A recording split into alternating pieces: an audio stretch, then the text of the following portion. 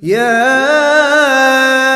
أيها الذين آمنوا اتقوا الله ولتنظر نفس ما قدمت لغد واتقوا الله إن الله خبير بما تعملون.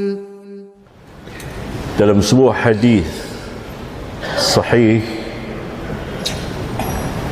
akhrajahu Muslim, dikeluarkan oleh Imam Muslim fi sahihihi, di sahihnya, an Abi Qatadah Al-Ansari radhiyallahu ta'ala anhu anna Rasulullah sallallahu alaihi wa ala alihi wasallam su'ila an sawmi yawmi Arafah, qala yukaffiru as-sanata al-madiyah wal-baqiyah. Dari Abu Qatadah radhiyallahu ta'ala anhu, dia menerangkan bahwasanya Rasulullah sallallahu alaihi wasallam pernah ditanya tentang keutamaan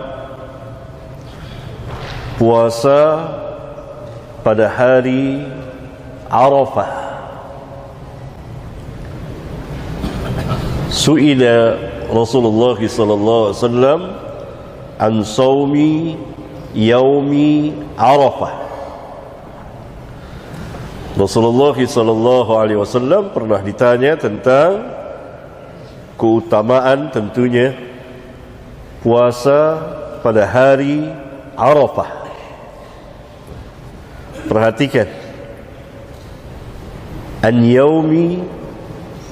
saumi yaumi Arafah. Beliau ditanya tentang puasa pada hari Arafah, Yaum Arafah. Beliau menjawab, yukaffiru as-sanata al-madiyah, menghapuskan dosa yang lalu, wal baqiyah, dan yang akan datang. Hadis yang mulia ini merupakan nas, dalil yang sahih dan sarih yang menjelaskan bahawa puasa Arafah adalah pada hari Arafah, bukan di luar hari Arafah. Atau dengan kata lain, mengikuti ru'yah negeri masing-masing, karena akan terjadi perbedaan. Sedangkan puasa Arafah, para sahabat mengerti, karena itu mereka bertanya, an saumi yaumi Arafah, dan ditakrir oleh Nabi sallallahu alaihi wasallam. Dan hal ini menunjukkan sudah ma'ruf di kalangan mereka bahwa puasa Arafah jatuh pada hari Arafah, bukan selain hari Arafah. Menunjukkan terkait juga dengan tempat. Berarti kalau hari Arafah jatuh pada hari Senin, maka pada hari Senin itu kita puasa. Kalau kita puasa pada hari Selasa, maka ini di luar hari Arafah. Ini dalil yang sangat kuat dan tidak bisa lagi dilawan oleh ra'yu. Apa kira-kira hujjah mereka yang mengatakan boleh puasa di luar hari Arafah? Apa hujjahnya? Mutasi. Hah? Mutasi. Hah? Dalam pas mutasi itu mutasi yang dibahas selanjutnya Nabi sallallahu alaihi wasallam. Kana Rasulullah sallallahu alaihi wasallam yasaumu tis'a Dzulhijjah. Tis'a Dzulhijjah yaum Arafah. 9 Dzulhijjah, yang dimaksud 9 Dzulhijjah hari Arafah. Apalagi hujjah? Matlah. Sumu li ru'yatihi wa aftiru li ru'yatihi. Ini di mana? Ramadan. Dan kita tahu bahwa sebagian ulama berdalil dengan hadis sumu li ru'yatihi adalah satu ru'yah untuk seluruh negeri. Hadis ini dipahami oleh para ulama dengan dua pemahaman yang berbeda. Sebagian ulama memahami sumu li ru'yatihi, ru'yanya satu. Apabila sudah terlihat, misalnya Saudi Arabia sudah melihat ru'yah, maka seluruh negeri mengikutinya. Dan ini ma'ruf di kutubul fiqh, di kitab-kitab fikih. Saya kira tidak tersembunyi bagi para pelajar. Sahih, satu ru'yah untuk seluruh negeri. Sebagian ulama memahami sumu li ru'yatihi, masing-masing negeri mempunyai ru'yah. Berarti dalil ini dalil ihtimal. Mana yang lebih tegas dalilnya? Saum Arafah. Karena dalil yang kedua ini para ulama berselisih. Ada yang memahami satu ru'yah. Berarti hujjah ini pun tidak kuat. Apalagi hujjahnya? Akhir Ibnu Abbas. Asar Ibnu Abbas. Ketika zaman Muawiyah yang itu untuk menetapkan sebagian mazhab, sebagian pendapat para ulama menguatkan bahawa masing-masing negeri ada matla'nya. Ya, itu betul. Itu salah satu untuk menguatkan ini. Tapi yang saya maksud bahwa dalil ini dipakai oleh para ulama dan mereka berbeda menjadi dua pendapat. Itu dia. Berarti ini dalil ihtimal. Paham ya? Bukan untuk menguatkan salah satunya. Saya ingin membantah hujjah ini. Tidak tepat berdalil dengan ini. Apalagi hujjahnya? Apa? Hah? Kenapa? mereka mengatakan kalau seandainya tergantung dengan tempat. Hah? Jika seandainya bergantung dengan tempat, berarti ketika seandainya telah nanti tidak ada yang untuk di Arafah, berarti tidak ada puasa. Sampai akhir zaman akan ada Arafah. Setelah Ya'jud wa Ma'jud masih ada orang menunaikan ibadah haji. Ini hayal namanya. Apalagi hujjahnya? Perbedaan waktu, Ustaz. Mereka mengatakan ada di misalnya sebuah daerah yang mungkin letaknya di timur, kemudian berarti mereka tidak akan ada mendapatkan puasa Arafah karena Arafahnya sudah akan nanti, masih akan datangnya nanti, Ustaz. Mereka memperkirakan. Ingat hadis Dajjal yang sehari seperti setahun. Bagaimana sholat 5 waktu? Kirakan. Yang kita urus kita di sini. Kenapa di sana? Apalagi hujjahnya? Ustaz. Mereka bilangnya gini Ustaz. Jadi diadakan dulu waktu belum ada gadget. Jadi kita nggak tahu apa yang terjadi di Arafah sekarang karena nggak ada komunikasi atau Dulu, kita bicara sekarang atau dulu? Dulu urusan mereka, para ulama, urusan kaum muslimin yang dahulu. Tetapi mereka, mazhab mereka mengikuti sana. Dan mereka memperkirakan, alhamdulillah, apakah kita tidak bersyukur Allah subhanahu wa ta'ala mudahkan kita dengan hanya beberapa detik sudah tahu. Ini nikmat Allah subhanahu wa ta'ala yang sangat besar. Apalagi hujjahnya. Apa?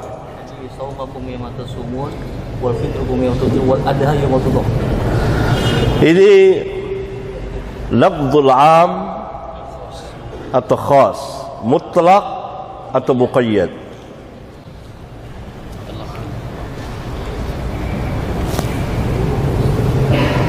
Lafaznya mutlak atau muqayyad? Bentuk lafaz itu Muqayyad.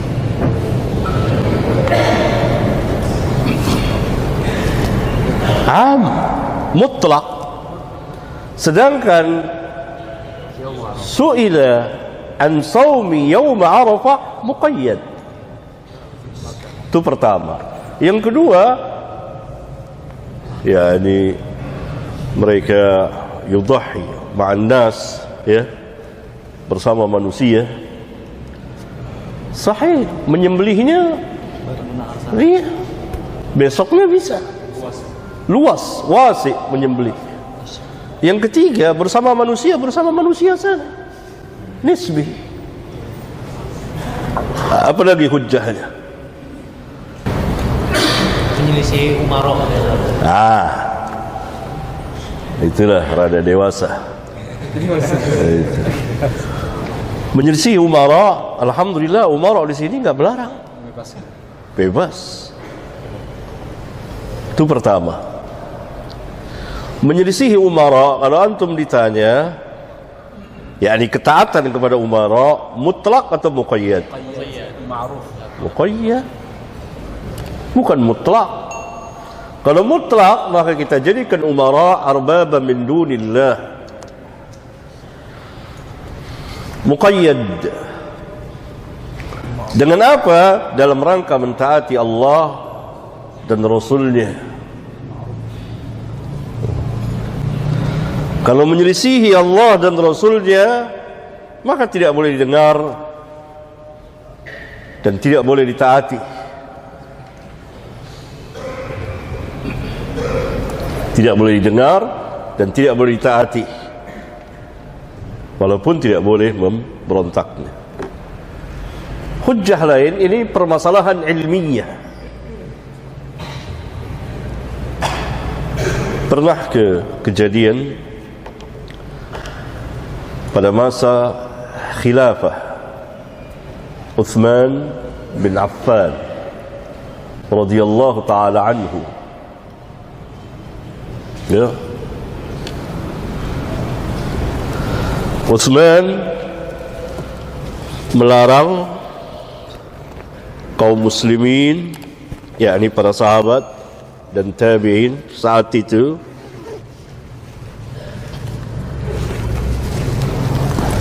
menunaikan haji qiran, umrah dengan haji berbarengan bersama, atau haji tamattu. Utsman memerintahkan agar haji ifrad. Ini ijtihadnya.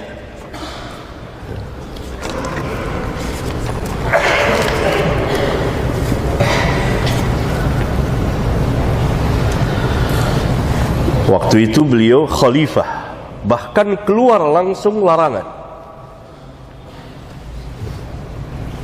Ini melarang nggak pemerintah? Nggak melarang. Ya. Kata Marwan bin Hakam, syahidtu Uthman wa Aliyan radhiyallahu anhuma wa Uthman yanha anil mut'ati wa an yujma'a bainahuma falamma ra'a Aliyun ahalla bihima labbaika bi'umratin wa hajjatin qala ma kuntu li'ada'a sunnatan Nabi sallallahu alaihi wasallam liqauli ahadin. Kata Marwan bin Hakam, aku menyaksikan yakni kejadian antara perselisihan Uthman dan Ali radhiyallahu anhuma. Uthman melarang menunaikan ibadah haji tamattu' dan kiran wa ayyujma'a bainahuma.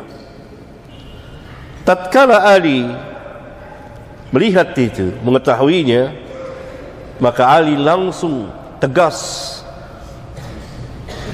berihlal, mengucapkan talbiyah labbaika bi umratin wa hajjatin. Ya Allah, aku sambut panggilanmu untuk umrah dan haji. Ini haji apa namanya? Tamattu, kiran. Kan labbaika bi umratin wa hajjatin. Kemudian Ali mengatakan, ma kuntu li'ada'a sunnatan Nabi sallallahu alaihi wasallam liqauli ahadin. Aku tidak akan meninggalkan sunnah Nabi sallallahu alaihi wasallam karena perkataan seseorang. yakni Nabi SAW telah membolehkan haji kiran. Utsman melarangnya karena satu dan lain hal. Ali yang melihat itu langsung membantahnya dan melaksanakan ibadah haji kiran.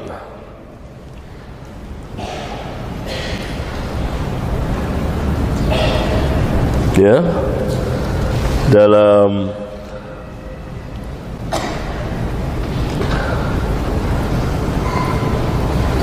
lafaz yang lain, ketika Utsman mendengar Ali berihlal, bertalbiyah bi umratin wa hajjatin, maka Utsman mengatakan, alam nakun tunha an hadza, bukankah kita telah dilarang oleh khalifah, maksudnya beliau, mengerjakan itu? Qala, jawab Ali, bala, sami'tu Rasulullah sallallahu alaihi wasallam yulabbi bihima jami'an. Betul, khalifah telah melarangnya, tetapi aku pernah mendengar Rasulullah sallallahu alaihi wasallam bertalbiyah dengan keduanya. Walam ada qaula Rasulullah sallallahu alaihi wasallam liqaulika. Aku tidak akan pernah meninggalkan perkataan Rasulullah sallallahu alaihi wasallam karena perkataanmu. Ini khilaf antara umara dengan ulama. Ketika ada umara yang menurut ulama menyelisihi sunnah, maka ulama mengajarkan kepada umat sunnah itu terang-terangan. Oleh karena itu para ulama mensyarahkan hadis ini seperti yang saya jelaskan. Ya.